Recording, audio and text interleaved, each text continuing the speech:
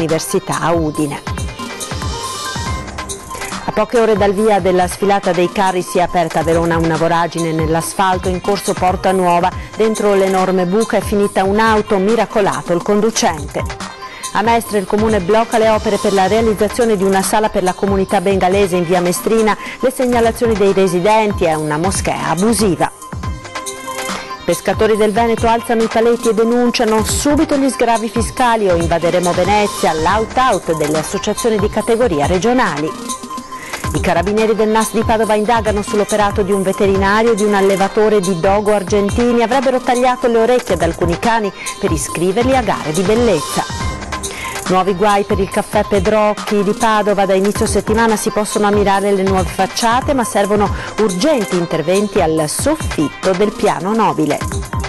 Primo in Veneto parte a Treviso un corso per la polizia locale per fornire ai vigili gli strumenti più efficaci per prevenire e combattere le discriminazioni, dal bullismo alla xenofobia. Buongiorno e ben ritrovati con la prima edizione dei nostri telegiornali. In primo piano la cronaca con il grave incidente stradale che si è verificato questa mattina nel Pordenonese vicino a Sacile. A perdere la vita una studentessa trevigiana di 19 anni. Stava andando all'Università di Udine assieme ad un amico ed è rimasta coinvolta in un terribile incidente che le è costato la vita. È morta così stamane Eleonora Gava, 19 anni, di Sarmede. Il tragico schianto stamattina alle 7:20 a Fontana Fredda, lungo la bretella autostradale di Sacile Est. La Citroën Saxo, condotta dalla giovane studentessa, si stava immettendo sulla bretella quando si è scontrata con un furgone proveniente da Sacile. L'impatto è stato molto violento, inutili i soccorsi. La 19enne è morta praticamente sul colpo. Ferite le altre due persone coinvolte nel sinistro, l'amico coetaneo della ragazza ed il conducente del furgone. Entrambi sono stati portati all'ospedale, uno a Pordenone, l'altro a Udine. Sul posto il personale del 118, i vigili del fuoco e la polizia stradale. È morto a soli 55 anni Mauro Sartori, originario di Mogliano ma da alcuni decenni residente all'estero per motivi di lavoro. Domenica scorsa l'uomo stava tornando a casa dalla moglie e dai due figli gemelli diciottenni dopo una cena con amici a Città del Capo in Sudafrica, quando ad un incrocio è stato improvvisamente investito da un'auto. Lui si trovava in sella alla sua moto. A causare lo schianto il mancato rispetto del semaforo rosso da parte della vettura. Il ribaltamento in corsia di sorpasso di un rimorchio alle 9:10 di questa mattina ha provocato rallentamenti sul passante di Mestre in corrispondenza di Arino e nei pressi del bivio per Spinea. Il mezzo, che trasportava bancali di carta, si è rovesciato dopo essersi staccato dalla motrice, perdendo il carico tra la corsia di sorpasso e lo spazio tra le due carreggiate autostradali. Fortunatamente nessuna persona è rimasta coinvolta. Inizialmente è stato sufficiente chiudere al transito la sola corsia di sorpasso. Attualmente però sono in corso le operazioni di recupero del carico e di rimessa in asse del rimorchio, per agevolare le quali si ritiene necessario chiudere temporaneamente anche la corsia centrale dell'autostrada. Probabile dunque la formazione di code o comunque rallentamenti in direzione Trieste. Sul posto è intervenuta la polizia stradale, il personale di CAV con 4 mezzi, oltre a quelli della ditta che stava effettuando il trasporto. E proseguiamo con altre notizie di cronaca. Andiamo a Verona, perché quello di oggi è stato davvero un inizio da incubo per il venerdì gnoccolar. A poche ore dal via dalla sfilata dei carri si è aperta una voragine sull'asfalto in corso Porta Nuova, nel tratto finale che porta verso Piazza Bra. Poco prima delle 8 del mattino ha ceduto il manto stradale, provocando un'enorme buca sulla corsia di sinistra, dentro la quale è finita una Renault. Fortunatamente nessuna conseguenza per l'uomo che si trovava alla guida, ma l'auto è rimasta intrappolata. Sul posto sono intervenute diverse pattuglie della polizia locale, compreso il comandante, oltre ai tecnici del comune. Anche dopo la liberazione circolazione dell'auto ci sono stati inevitabili disagi per il traffico e soprattutto probabilmente anche per il prossimo passaggio dei carri. Proprio qualche metro prima, in quella stessa strada, la scorsa primavera aveva ceduto la fognatura, causando la momentanea chiusura sempre della stessa corsia. Ed ora andiamo a Venezia, a Mestre anzi, in diretta, perché c'è polemica dopo la decisione del Comune di stoppare i lavori per la ristrutturazione di una sala che secondo i residenti sarebbe una moschea abusiva. Ma ci aggiorna subito in diretta Ilaria Marchiori. Buongiorno Ilaria. Buongiorno Marta, buongiorno a tutti i telespettatori. Come hai detto tu, il Comune ha dato questo stop e tra l'altro non è il primo che viene dato. Siamo a Mestre e sembra un po' una storia già vissuta, ovvero quella del centro culturale islamico, che poi insomma è stato denominato anche ingiustamente moschea, perché non aveva tutte le carte in regola per essere tale, di via Fogazzaro, che è stata chiusa mesi e mesi fa dopo tantissime proteste e battaglie, soprattutto da parte dei residenti. Ebbene, non si era più saputo nulla, non si era più sentito niente altro e ora siamo di nuovo qui a Mestre per discutere, si potrebbe dire, dello stesso identico problema. È cambiata la via, siamo in via Mestrina, al civico 89, però la situazione sembra quella. L'edificio che vedete alle mie spalle, che tra l'altro è oscurato, quindi non si vede all'interno e dall'interno ovviamente non si vede all'esterno,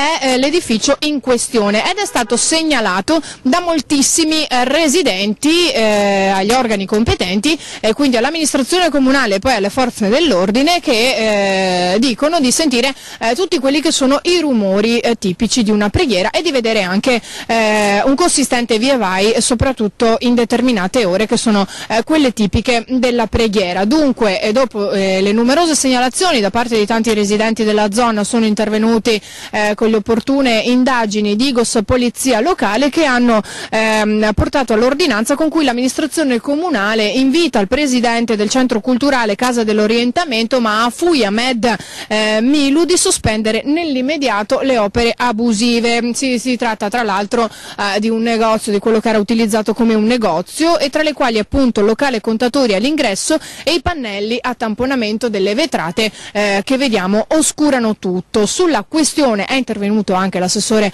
all'urbanistica Massimiliano De Martin, dicendo ci sono delle irregolarità e le opere abusive devono essere sospese, e inoltre ha ricordato come si riproponga per un'altra volta, come abbiamo già detto all'inizio del nostro collegamento, il problema di via Fogazzaro dell'anno scorso, quando appunto fu chiuso questo centro culturale della comunità bengalese. Resta però una domanda da porsi, visto che la comunità bengalese aspetta da tantissimi mesi un edificio dove poter svolgere le proprie preghiere. Dunque, quale sarà questo edificio? Quale potrebbe essere? Sulla carta c'erano tante opzioni, tante possibilità, eppure ad oggi, dopo parecchi mesi, non c'è ancora una soluzione. Da Mestre è tutto, restituisco la linea se non hai altre domande, Marta. No, grazie Ilaria, naturalmente buon lavoro, ci aggiornerete poi sugli sviluppi di questa situazione nel corso delle prossime edizioni dei nostri telegiornali. Noi ora torniamo a parlare della Hausbrand, azienda trevigiana di Nervese della Battaglia del caffè, che ha deciso di salvare per il momento intanto la produzione pasquale della Melegatti. Sentiamo. Un caffè e un pandoro, per ora il connubio è con la colomba pasquale, ma la promessa dalla marca trevigiana è di non essere solo un salvagente provvisorio. Resteremo, dice Fabrizio Zanetti, alla guida di quel gruppo Hausbrand, che ieri ha assunto la Procura Generale per finanziare la campagna di Pasqua di Melegatti e procedere con l'acquisizione della società. L'obiettivo infatti del gruppo è quello di rilevare l'azienda veronese per risanarla, garantendo una continuità industriale e creando un grande gruppo made in Veneto. Plauso delle istituzioni. Quella di Melegatti, dopo la mobilitazione natalizia e lo schiaffo delle ultime settimane, sembrava una storia veneta destinata a finire nel peggiore dei modi, tra cassa integrazione attivata lo scorso 12 dicembre e rischio fallimento. L'accordo di ieri è stato stipulato presso il Tribunale di Verona, con la presentazione di una formale manifestazione di interesse nei confronti di Melegatti e con l'obiettivo di far ripartire in tempi brevissimi la produzione. 1 milione di euro versato mercoledì scorso, un altro milione pronto per finanziare il riavvio della produzione a pieno regime nel periodo chiave delle colombe pasquali, infine un'offerta d'acquisto. Il 34enne enfant prodige della imprenditoria veneta confessa che l'operazione era già in mente attorno a Natale, l'idea di creare un brand che unisse caffè e Pandoro, un nuovo gruppo unico nel panorama del Made in Italy, un'unione di marchi, valori, contenuti e sinergie, ha detto Zanetti in queste ore. Operazione all'inizio, ma il percorso sembra tracciato per unire insieme tra Hausbrand e Melegatti 250 anni di storia imprenditoriale del Nord-Est. Hanno dichiarato lo stato di agitazione i pescatori di tutte le marinerie del Veneto per il taglio degli sgravi contributivi che per loro significherebbe la morte del comparto. Sentiamo. Se non verranno ripristinati gli sgravi contributivi per il settore ittico, un'impresa su 2 rischia la chiusura. L'allarme arriva dalle associazioni di categoria dei pescatori che hanno annunciato lo stato di agitazione per la scomparsa delle agevolazioni dedicate al comparto. Una legge nazionale, la legge 30 del 98, applicata fino a quest'anno. Ogni anno in finanziaria veniva stabilita un'aliquota progressivamente in riduzione. È uscita una circolare INPS inaspettata, un fulmine a ciel sereno. Se il governo non interverrà per ripristinare il precedente regime contributivo, prevedono i pescatori, ci troveremo con tasse maggiorate anche del 50%. Per molti operatori significa chiudere baracca e lasciare le proprie famiglie senza un reddito. Porto Tolle, Rosolina, Caole, Pellestrina, Burano, Caole, Cavallino, Burano, è tutta una realtà che vive di turismo e vive di economia ittica. Significa un pezzo dell'economia veneta che va a remengo. Togliere gli sgravi significa condannare a morte il settore, confermano da Palazzo Balbi, la regione al fianco dei pescatori, delle cooperative ittiche e delle associazioni di categoria. Per territori come Chioggia la pesca rappresenta un settore economico decisivo, dichiara il sottosegretario all'economia Pierpaolo Baretta. Stiamo lavorando per individuare una soluzione.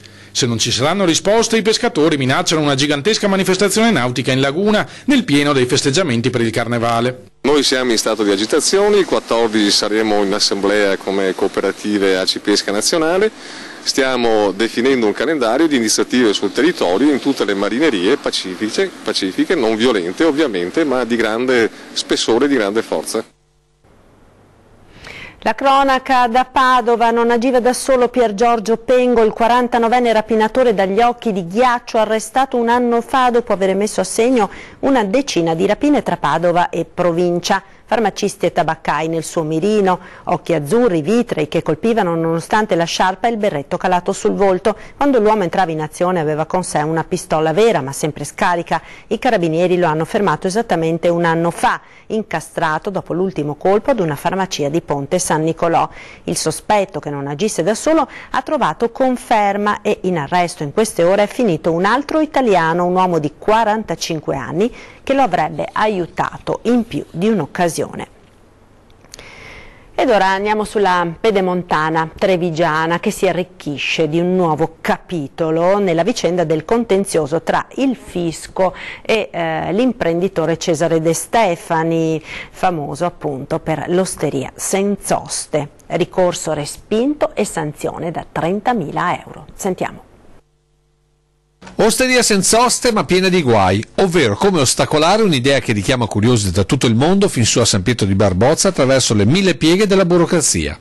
Una storia, quella di Cesare De Stefani, che tra poco farà il decennale. Era infatti il 2009 quando arrivò il primo accertamento e ieri la commissione tributaria ha respinto l'ennesimo ricorso, stabilendo che l'osteria, pur senza l'oste, è a tutti gli effetti la stessa attività di un qualsiasi bar del nostro territorio e nello specifico avrebbe prodotto per questo un reddito di oltre 6.000 euro. Per questo deve sborsare quindi 30.000 euro richiesti dagli ispettori dell'Agenzia delle Entrate, ma De Stefani non molla, anzi lega questa vicenda agli accertamenti fiscali e al suo salumificio, che si sono conclusi a suo tempo in un nulla di fatto. L'accertamento dell'osteria Senz'Oste, che se ne dicano e che dicano i tribunali, è stato un atto di ritorsione da parte dei funzionari e su questo ancora mi sto dannando per portare alla verità. Io non mi arrendo, questa è un'ulteriore sentenza che manifesta una volontà di ragion di Stato, di una commissione che che di fronte a 6.000 euro non gli rimane che dar ragione all'Agenzia delle Entrate, perché non si può dare una vittoria logica e ovvia a un cittadino che ha trovato il coraggio di reagire, ma un cittadino che ha deciso comunque di non piegarsi, e troverò in altre istituzioni e ad altri livelli la forza e la giustizia che le commissioni tributarie allo stato attuale, per quanto riguarda l'Osteria senza soste, non hanno voluto dare. Torniamo a Padova con un'indagine dei carabinieri del NAS su mutilazioni vietate a 3 cani, nei guai un imprenditore e un veterinario. I carabinieri del NAS di Padova indagano sull'operato di un veterinario e un allevatore di dogo argentini.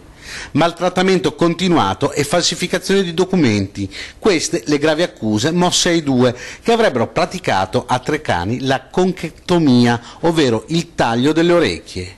In Italia questa pratica è vietata dalla legge ed è consentito solo in casi eccezionali di fronte a gravi patologie. Norma che viene però aggirata per far partecipare gli animali alle gare di bellezza nazionali ed internazionali.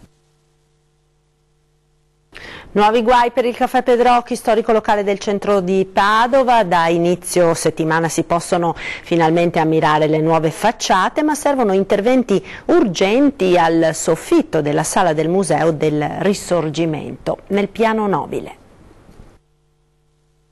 Non c'è pace per il Caffè Pedrocchi di Padova. Che fosse un bene da tutelare lo avevano messo in luce le polemiche che avevano distinto il Capodanno rock, ospitato nelle sale da più parti, condannato. Adesso che da pochi giorni le facciate sono state liberate dai ponteggi del cantiere, ecco una nuova crepa aprirsi tra le mura di un monumento fragile. Infiltrazioni d'acqua rilevate nel soffitto di una delle sale del piano nobile inserita nel percorso del Museo del Risorgimento hanno fatto emettere al Comune una determina urgente che ne ha comportato la chiusura temporanea con puntellamento del soffitto e l'affidamento di lavori di manutenzione straordinaria con carattere di urgenza. Linea alla regia, ora ci fermiamo per la pubblicità, a tra poco.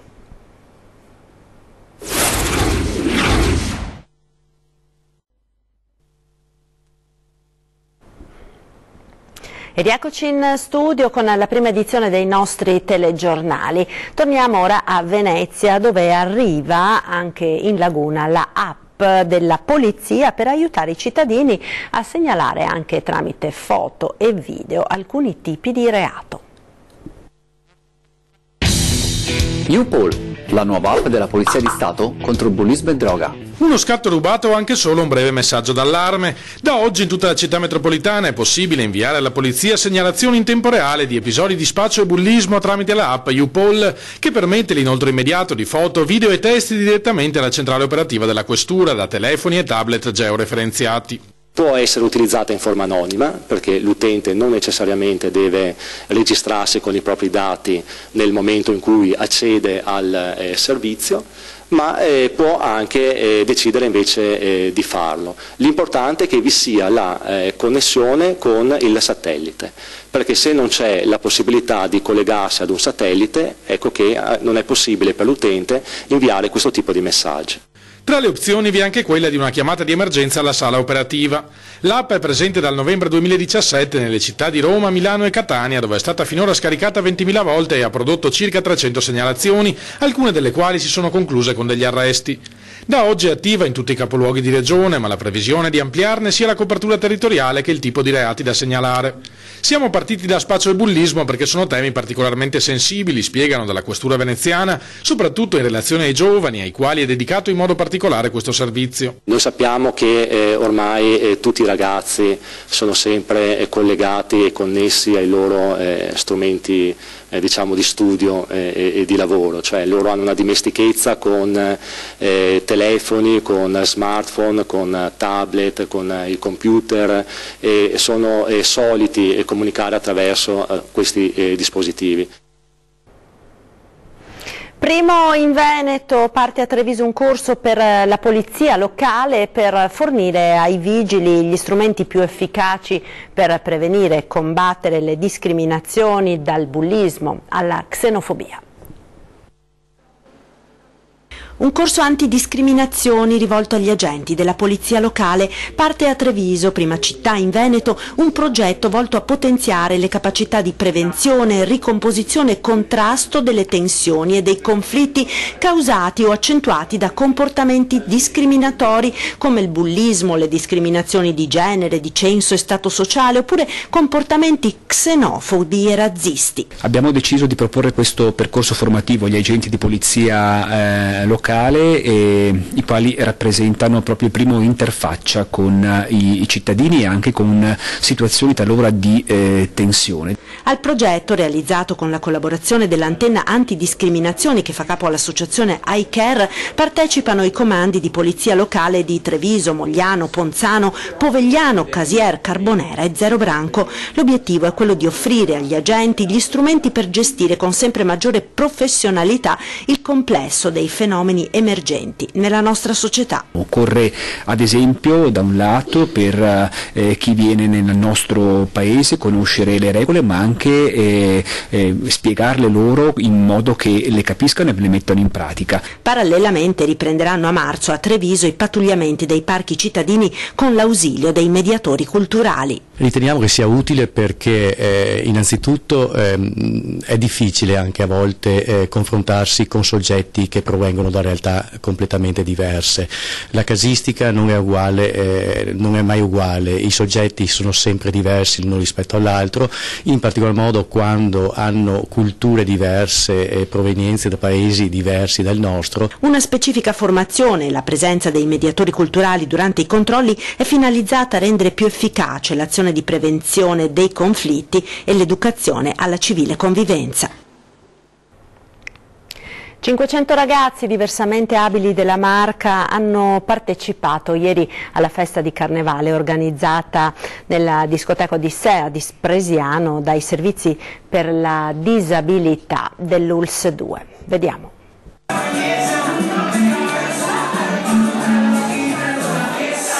La musica, le maschere, il ballo e poi la voglia di stare insieme, di festeggiare il Carnevale. Anche quest'anno la discoteca di Spresiano ha aperto le porte a 500 ragazzi diversamente abili di vari centri del distretto trevigiano. Con loro gli operatori che li seguono ogni giorno e numerosi studenti, futuri operatori dei servizi sociali dell'Istituto Besta. Certo, è un modo per unire i ragazzi, è un modo di confrontarsi anche per gli operatori, ma ripeto, è uno dei molti modi e una delle molte iniziative che nel corso dell'anno portano questi ragazzi all'interno delle comunità nelle quali vivono. L'occasione per questi ragazzi di immergersi nella vita di tutti i giorni, che passa anche, perché no, attraverso la festa del Carnevale. Abbiamo volato delle canzoni molto belle. È un bel modo per far provare loro a queste persone uno spazio che altrimenti forse non proverebbero. E quindi va bene, funziona. Sanremo in confronto a noi non regge il confronto, Esatto! Siamo molto meglio! Che iniziative così per i ragazzi, uscire, divertirsi, muoversi, stare insieme con altri ragazzi, è la libertà.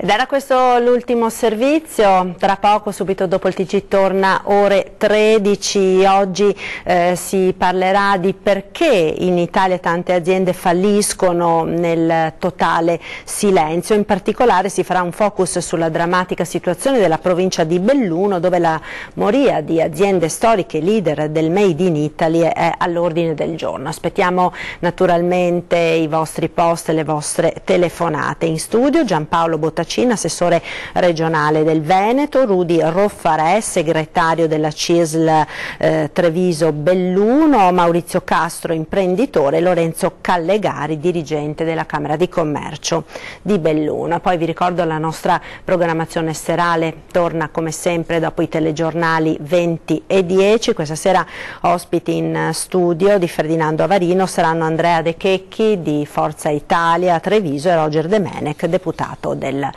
Partito Democratico. È tutto, vi lascio come sempre alle previsioni del tempo. A tutti un buon pomeriggio.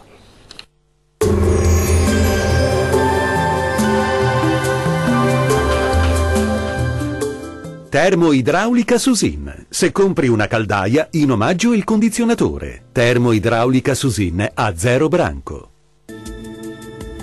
Ben ritrovati al meteo di Antenna 3. Non cambia molto la situazione rispetto ai giorni scorsi, sarà ancora una giornata con qualche piovasco sul Triveneto. Vediamo il dettaglio.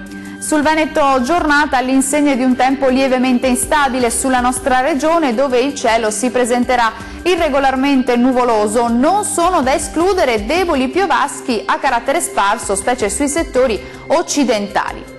Temperature massime tra 6 e 9 gradi, valori minimi compresi tra 2 e 5 gradi circa. Spostiamoci ora a vedere la situazione del Friuli Venezia Giulia. Al mattino sarà molto nuvoloso, con cielo spesso coperto ma in genere asciutto. Col passare delle ore qualche debole pioggia potrà interessare il Triestino. Migliora ovunque entro sera-notte. Temperature massime tra 8 e 9 gradi, minime tra 3 e 6 gradi circa. Raggiungiamo infine il Trentino Alto Adige.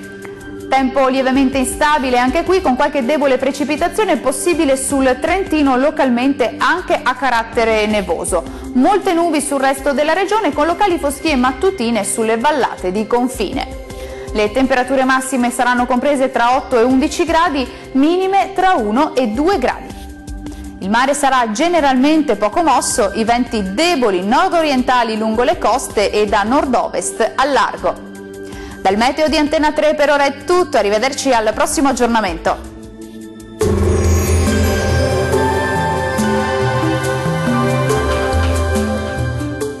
Termoidraulica Susin. Se compri una caldaia, in omaggio il condizionatore. Termoidraulica Susin a 0 branco.